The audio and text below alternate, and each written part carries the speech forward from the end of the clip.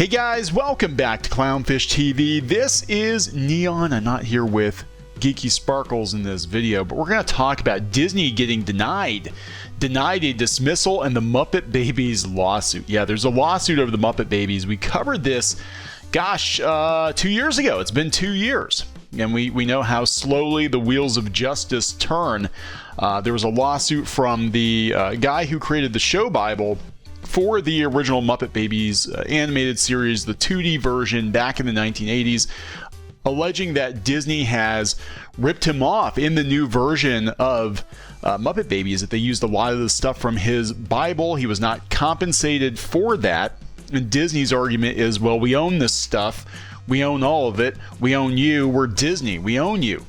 And it looks like Disney got owned. So we're going to talk about this before we get into it any further. Please subscribe for more pop culture news, views, and rants, guys.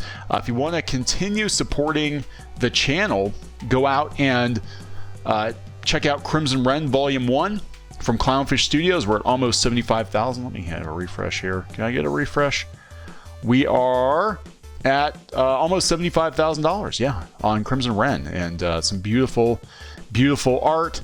Now, we'll probably go in demand for a month or so, and then I think we're going to do Kickstarter, second chance offer for it, but some of these tiers are going to disappear after tonight, guys.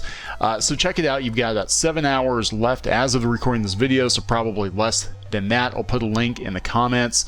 Yeah, so let's talk about this. I gotta give a hat tip to Mr. Milo, who put this story up yesterday. It's been all over the place. Cartoon Brew dipped into it, and let's see, Reuters picked it up. So yeah, the long and short of it, as I recall, it was the original, the guy who came up with most of the concepts for the original Muppet Babies animated series is like, hey, you're using a lot of my stuff in this reboot and you're not compensating me for it, Disney. I'd kind of like some money for that. And Disney's argument was, well, we own the Muppets, we own the Muppet Babies, we bought Marvel Productions via buying Marvel Comics, Marvel Entertainment, so that was the studio that did the animation and produced the cartoon. So we own it all, so we don't owe you jack squat because we're Disney. And they moved to have it dismissed. It was dismissed, I thought, and now apparently they're denied that dismissal. So let's see what's going on here. Because Muppet Babies was a favorite of mine back in the 80s. It was, for a kid's show, it was a very smart show. It actually was. It was actually pretty good. And it was very different, I believe, from the Muppet Show or, you know, the other incarnations of the Muppets. It was very much its own thing. It's usually rare when Disney is dragged to court over a lawsuit. The reason being that most of the time whenever someone sues them, it quietly goes away. Yes, it does. Usually due to either an out-of-court settlement or the case getting dismissed. It appears that their bid to dismiss the Muppet Babies lawsuit was denied, and now they must face the suit head-on. Now, they still could pay this guy off, as they are wont to do, but who knows? For those who aren't aware, back in October of 2020, writer Jeffery Scott, creator of the popular 1980s cartoon The Muppet Babies, filed a lawsuit against Disney. The lawsuit asserts that Disney stole his production Bible and lifted many elements from the original 1984 version for the 2018 reboot. Scott claims multiple counts of copyright infringement, fraud, and breaking an implied contract. Yeah, people don't understand this. You actually can have an implied contract.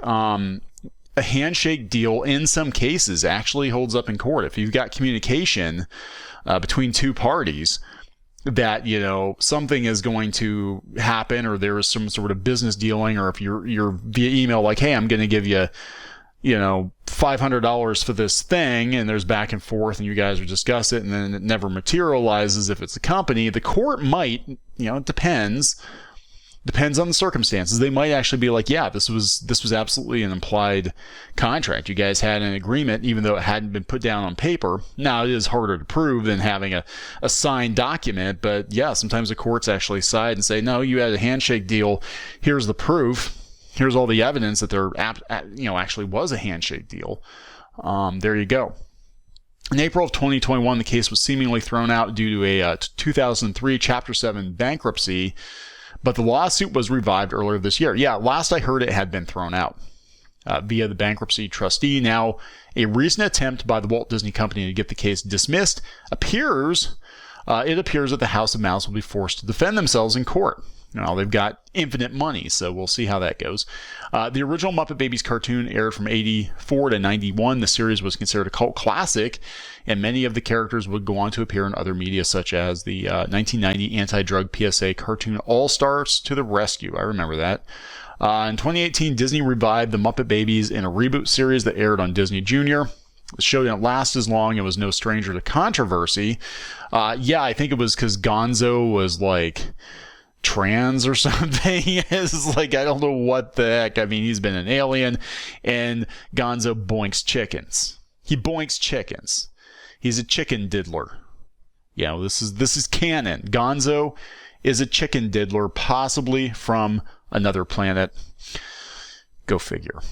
Scott claimed that multiple elements he created for the 84 version were lifted for this reboot without any compensation. They just added a penguin or something.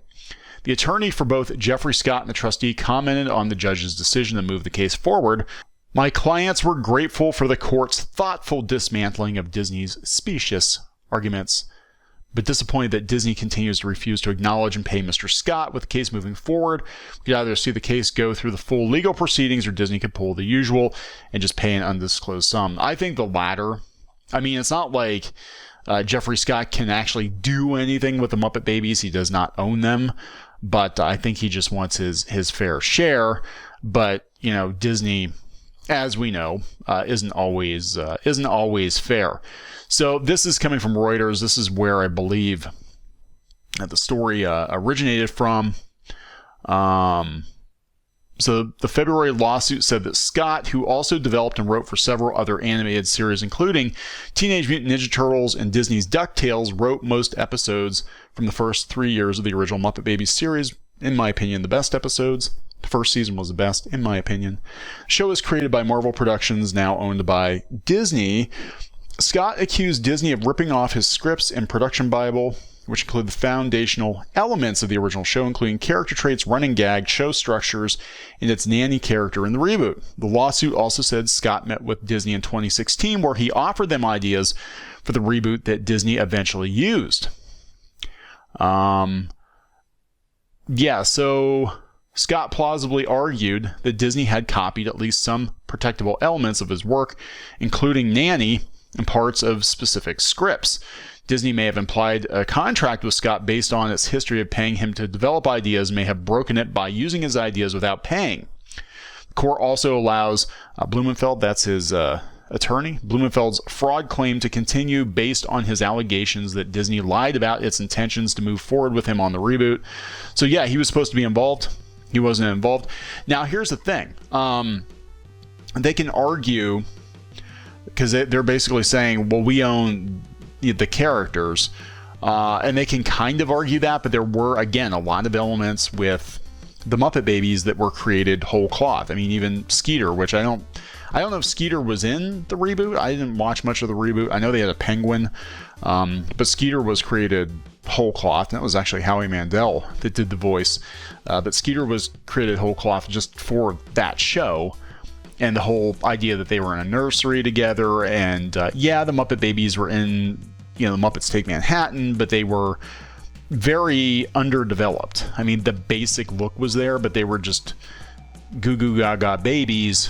Having them, I hate to use the Rugrats analogy, but it basically was Rugrats before Rugrats. Having them be intelligent and go on adventures and all of that sort of thing. That was definitely the Muppet Babies cartoon series.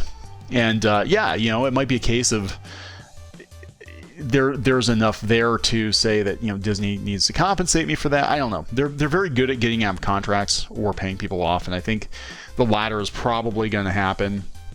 I mean, honestly, God, I would love to see somebody just buy the Muppets from Disney, because they don't know what to do with them. They really don't know what to do with the Muppets. It's really sad. It's heartbreaking to see how they've treated these characters over the years. But I'm going to wrap this one up. Please subscribe for more pop culture news, views, and rants, guys. We'll talk later.